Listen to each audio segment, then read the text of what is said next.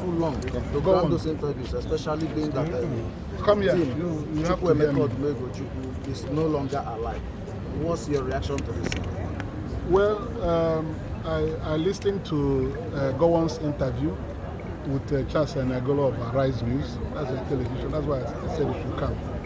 I listened to him, and I felt so sorry with the things he said. The reason being that at 91 years of age, I shouldn't be joining issues with him. But I remember that when Babangida launched his book and made revelations in that his book, I was on television again, I think it was Arise News, to speak on the fallout of that book launch, wherein I challenged Gowon to write his own book about the Civil War. Because Babangida stated clearly that the coup wasn't an Igbo coup. The Igbo people have suffered gravely because of that coup. A coup that was plotted to bring Awolowo out of prison and make him president of Nigeria. The actors had written their books, and that was their common program. And the coup didn't succeed. And the Igbos have been put to the wall because of it. I felt that with Babangida's clear statement that it wasn't an Igbo coup, and he named Yorubas and Northerners that were part of that coup, it was a big relief to me, and I challenged Gowon to write his own book so Nigerians will read. So I was therefore disappointed that yesterday he granted an interview which showed the sign of dementia on his part. At 91, he appeared to have forgotten the things that happened. But some of us who worked with Ojukwu and interviewed him and got the records of what happened at that time disagree with all the things he said. One is that it was a big lie for him to say that the war was not against the Igbo people of Nigeria. What can be further from the truth? They said he was in Abeokuta. He wasn't in Abeokuta, and he heard about the insurrection in Abeokuta, and he was somewhere, and suddenly he saw how it ended. It snowballed into assassination of Agui Ironsi. That he wasn't part of the coup. He didn't know anything about it, but he later emerged as head of state after the coup, counter-coup was organized. That is somebody telling lies. And for him to say that the war was not against the Igbo people, I thought by now he should be apologizing to the Igbo people for the role he played in that civil war. Instead of coming here to challenge our sensibilities, that I think not challenging, it's insulting our sensibilities, that the war was not against the Igbos. Who were the victims of the war? The counter-coup was a cleansing of the Igbo officers in the Nigerian army. Igbo officers, he couldn't say those who were killed from his own Plateau state or part of Nigeria in the counter-coup. He couldn't say that. So it was a reprisal coup against the Igbos, and Igbos were not only killed as military officers, their businesses were destroyed across Nigeria. And the Aburi Accord, which he has misrepresented in his interview, is the greatest travesty. One was that I worked with Ojukwu for 5 years, and I asked him questions about these things, and including Aburi Accord. He told me that at Aburi, they all agreed to confederation. Confederation means that the regions will become confederate states, and every region will continue to develop at its own pace. That is the essence of the meaning of confederation. And when they agreed on all this, that General Ankara carried himself, General Ankara and Gowon and Ojukwu were at the back of the same car when they were being taken to the airport. And that Ankara took Gowon's hand and Ojukwu's hand, put them together, and said that they should go and implement the agreements of this Aburi.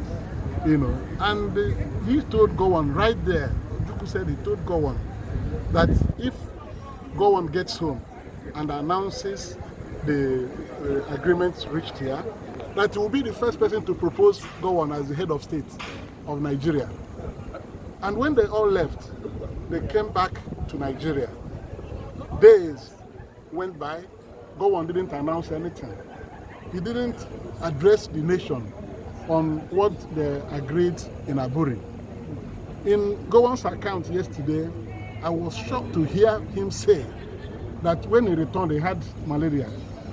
And because he had fever, he delayed his announcing the agreements reached in Aburi. So at his age, he didn't need to start lying. When he came back, his advisors told him to renege on all the things agreed in Aburi. So it was Gowon who plunged the country into that civil war. It was because he refused to announce the agreements reached in Aburi. Ojukwu waited for him, and things were not getting better. And Ojukwu now, I don't even think that he made a formal broadcast. He leaked the agreements reached in Aburi, and he was still waiting on Gowon to do the needful. Gowon now said that if Ojukwu had not said the things agreed in Aburi, that there wouldn't be anyone, that he would have said the same thing by himself, but if not for malaria that he was suffering from.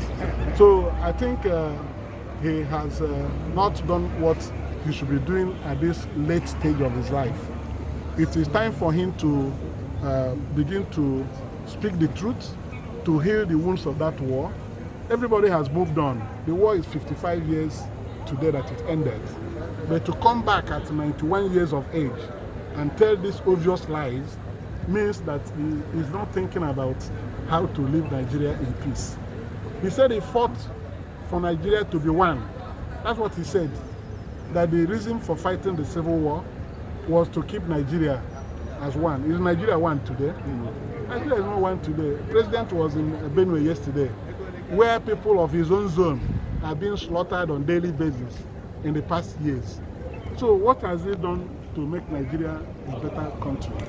So I think that I still challenge him again to write his own truthful account of what happened in Nigeria under his watch, so that truth is an open word, conscience is an open word, only the truth will heal it. So he should stop running around. Let him come out boldly and say sorry to the Igbo people of Nigeria. Because remember, the coup brought out to Awolowo from prison.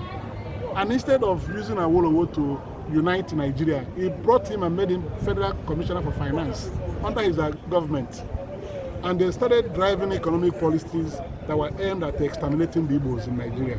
So he was the person who laid the foundation for all these problems we're having. And he was the one who brought the Southeast, the Igbos and the Yorubas, at crossroads. Mistrust came in because Awolowo was released by Ojukwu after when the problem of Biafran was declared. So in trying to gather people, he now brought Gowon. Instead of uniting the country, he made him Federal Commissioner for Finance. He knows the purpose for that. And we have paid dearly for it. We don't want to be insulted more, because doing these things will aggravate our wound. We want to bury the wounds of the past. So let him stop speaking. If he doesn't want to say the truth, let him go and write his own book, so that when he's no more, his book will be circulated and will be judged. Ojukwu is not alive to join issue with him. When Ojukwu was alive, he was talking. Gowon refused to talk. And now that he's talking, it's very unfortunate. T.Y. Danjuma is still alive. He was the one that led the arrest of Gowon, and his unfortunate, arrest and his unfortunate assassination.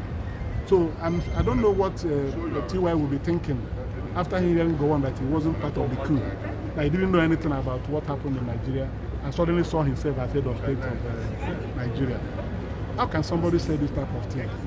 So what is he trying to say for us to believe? So thank you very much.